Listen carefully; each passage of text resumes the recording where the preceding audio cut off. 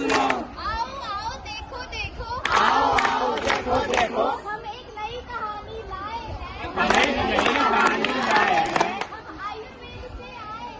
हम आयुर्वेद से आए हैं। हम आयुर्वेद से आए हैं। हम आयुर्वेद से आए हैं।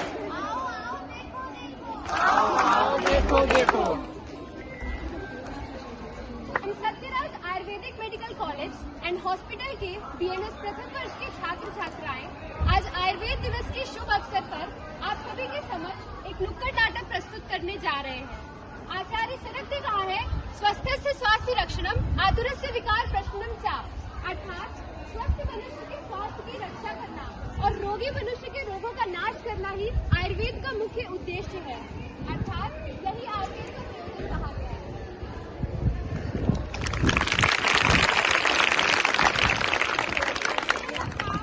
आयुर्वेद अपनाओ, निरोगी बन जाओ। निरोगी बन जाओ। आयुर्वेद अपनाओ, आयुर्वेद अपनाओ, निरोगी बन जाओ। निरोगी बन जाओ। नीम तुलसी के संग, नीम तुलसी के संग, सेहत रहे चिरंग। सेहत रहे चिरंग। नीम तुलसी के संग, नीम तुलसी के संग, सेहत रहे चिरंग। सेहत रहे चिरंग।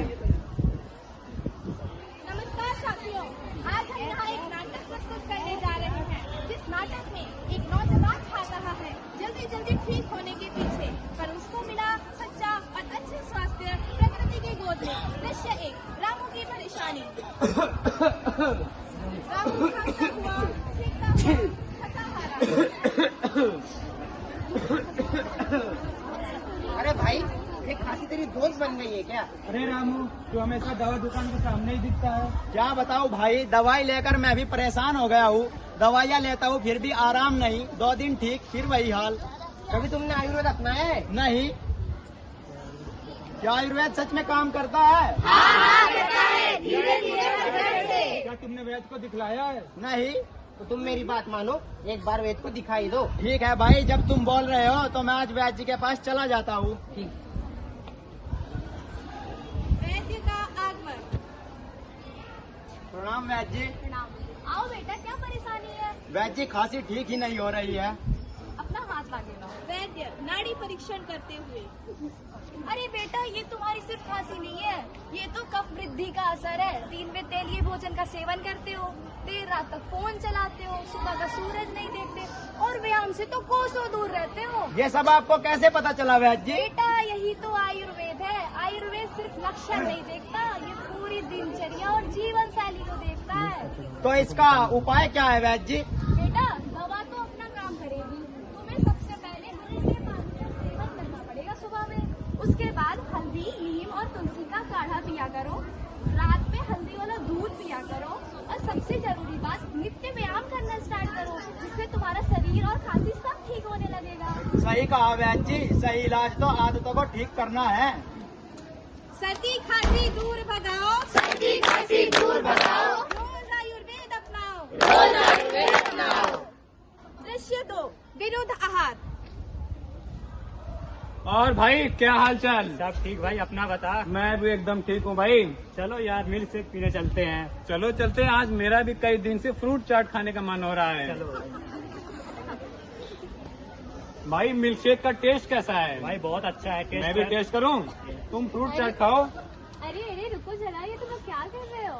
तुम्हें पता है, इन दोनों का साथ में सेवन करने से हमारे शरीर पर बहुत ही बुरा प्रभाव पड़ता है। ये दोनों विरुद्ध आहार के अंतर्गत आते हैं। विरुद्ध आहार? ये क्या होता है?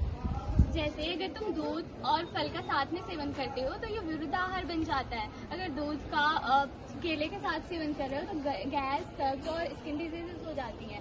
अगर दूध का खट्टे पदार्थ के साथ सेवन कर रहे हो तो एसिडिटी कॉज करती है। अच्छा, तभी मैं कहूँ, मैंने कई बार दूध के साथ फल का सेवन किया है और मुझे गैस की समस्या हुई है। यार, मुझे भी यही हुआ था।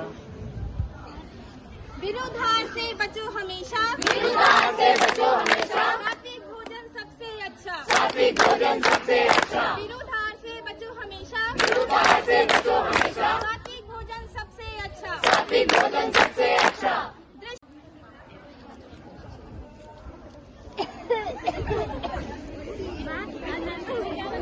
तुम जल्दी से तैयार हो जाओ बेटा, आज मैंने नाश्ते में मैगी बनाई है। अरे वाह, मैगी तो मुझे बहुत पसंद है। अरे बहू, रोज रोज ये नाश्ते में बेटी को मैदा मसाले वाली चीजें दोगी तो उसकी सेहत खराब हो जाएगी। अरे अम्मा जी, लेकिन सभी बच्चे यही तो खाते हैं और ये जल्दी से बन भी तो जाती है। देख बहू, जल्दी के चक्कर में बेटी की सेहत खराब करना ठीक नहीं है। मैदा मसाले वाली चीजें पेट में भारी करती है और आलस भी तो बढ़ाती है। नाश्ता तो ऐसा होना चाहिए जिससे दिन भर तरोताजगी बनी रहे। दादी, तो फिर मुझे क्या खिलाओगी? बेटा, ताजा बना पराठा खाओ, मूंग दाल का चिल्ला खाओ, दूध पियो। इससे तुम्हें ऊर्जा भी मिलेगी और खूब पढ़ाई में मन लगेगा। सही कह रही है अम्मा जी, मैंने सुविधा के चक्कर में बेटी की सेहत भूल गई। ठीक है दादी, अब से मैं डेली यही सब खाऊंगी। ठीक है बेटा। इम्यूनिटी बढ़ाओ, रोग को भगाओ। इम्यूनिटी बढ़ाओ, रोग को भगाओ। इम्यूनिटी बढ़ाओ, रोग को भगाओ। योग और आयुर्वेद अपनाओ। योग और आयुर्वेद अपनाओ। दृश्य 4, अत्यधिक नींद के लेप से हानि। अरे सोनिया, ये देखो ना इंस्टा पर क्या आया है। नीम का पैक फेस पर लगाने से त्वचा चमक उठती है। हाँ, चलो फिर नीम का फेस पैक लगाया जाए। हाँ चलो। दोनों रोज रोज नीम का लेप लगाते हुए कुछ दिन बाद उनके चेहरे पे काले धब्बे और पिंपल हो गए। अरे सोनिया, देखो ना चेहरे पे क्या हो गया है। पिंपल्स इतने ज्यादा बढ़ गए हैं, चेहरा पूरा हरा हो गया है। हाँ रुचि, मेरा भी कुछ यही हाल है। ये तो और खराब कर गया। तो क्या करें अब? चलो ना वैद्य जी के पास चलते हैं। हाँ चलो। वैद्य का आगमन। नमस्ते वैद्य जी। नमस्ते। क्या हुआ बेटियों? देखिए ना वैद्य जी, हमने नीम का फेस पैक लगाया जिसकी वजह से हमारे फेस पे इतने पिंपल्स हो गए हैं। अच्छा, क्या आपने डेली यूज किया था? जी वैद्य जी। अरे यही तो गलती कर दिया आपने। नीम का अति योग करना चेहरे के लिए हानिकारक होता है। ये चेहरे को रूखा कर देता है और आयुर्वेद भी तो कहता है अति सर्वत्र वर्जते, यानी कि हर चीज की अति जो होती है हानिकारक होती है। तो इसका उपाय क्या है वैद्य जी? बेटियों, तुम्हें तो सुबह या फिर कभी भी अगर यूज कर रहे हो तो 1 से 2 दिन हफ्ते में यूज किया करो नीम का फेस पैक। इसके अलावा इंस्टा पे नहीं, आयुर्वेदा पे भरोसा करो। जी वैद्य जी, हम समझ गए। अब से हम बैलेंस में ही यूज करेंगे। जी वैद्य। चेहरे पर लाए सच्चा नूर, चेहरे पर लाए सच्चा नूर। यही है आयुर्वेद का सच्चा सुर।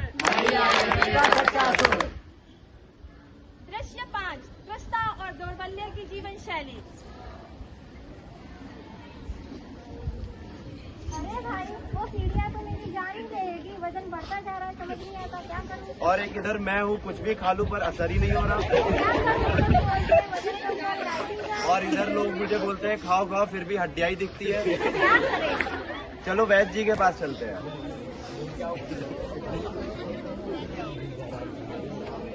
नमस्ते वैद्य जी। क्या हुआ बच्चे? हमारा वजन ही नहीं बढ़ रहा। वजन कम नहीं हो रहा है? अरे आप लोग की यही तो प्रॉब्लम है, आपको आहार और जीवन शैली में पता ही नहीं है अंतर क्या होता है। अच्छा वैद्य जी, तो उसके लिए हम वजन बढ़ाने के लिए क्या करें? देखो, मोटे लोगों को अल्प मात्रा या लघु आहार का सेवन करना चाहिए। व्यायाम करना स्टार्ट करो, जिससे आपका शरीर दिन पर दिन कम होते जाएगा। और जो पतले लोग हैं उन्हें तो पहले पौष्टिक आहार, पौष्टिक द्रव्य, घी, दूध वगैरह का सेवन करना स्टार्ट करो, जिससे धीरे धीरे आपके भी शरीर की वृद्धि होने लगेगी। ठीक है मैम। मोटा पतला सब करे योग, मोटा पतला सब करे योग, सेहत पाए जीवन निरोग। सेहत पाए जीवन निरोग। दृश्य 6, योग गुरु का आगमन। नमस्कार आप सभी का। जिस प्रकार आपको हमेशा सर्दी खांसी की परेशानी रहती है, आपको हमेशा प्राणायाम करना चाहिए, इससे आपकी सांस की शक्ति बढ़ेगी। यदि आप इसी तरह विरुद्ध आहार का सेवन करेंगे तो योग आपको कभी साथ नहीं दे पाएगा। यदि आपको रोग प्रतिरोधक क्षमता बढ़ानी है तो आपको रोज सूर्य नमस्कार और प्राणायाम करना चाहिए। चेहरे पर सच्चा नूर चाहिए आपको, तो आपको हमेशा सिंहासन करना चाहिए। यही है हमारी आयुर्वेद का कहना।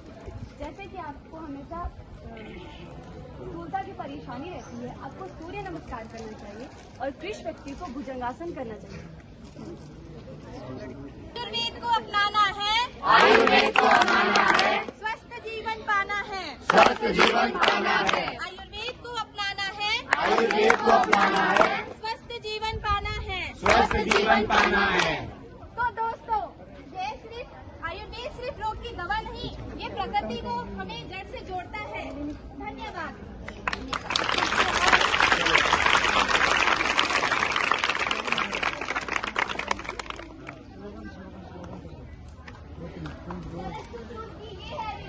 सरस शिशु की है विरासत। आयुर्वेद है सच्ची राहत। आयुर्वेद है सच्ची राहत।